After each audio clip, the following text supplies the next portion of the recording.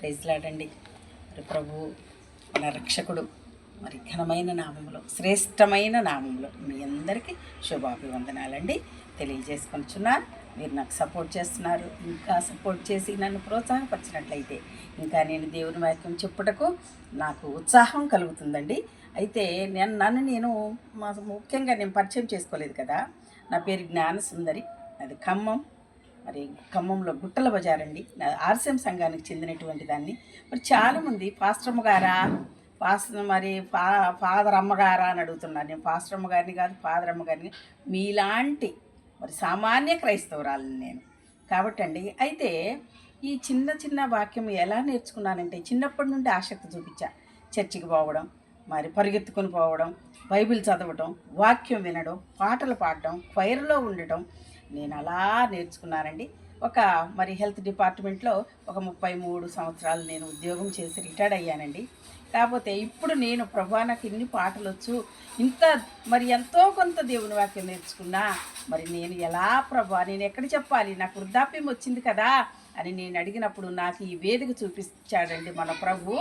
కాబట్టి నేను మరి ఇప్పుడు 3 సంవత్సరాలు అయింది. 2023లో కూడా 1000 స్తుతులు రాసి నేను ప్రింట్ చేయించి 22,000 పెట్టి నేను ప్రింట్ చేయించానండి.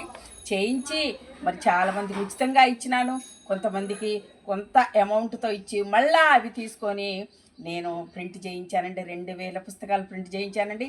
1000 స్తుతులు నేనే రాశానండి. మరి రాస్తే 5 రోజుల్లో రాశానండి.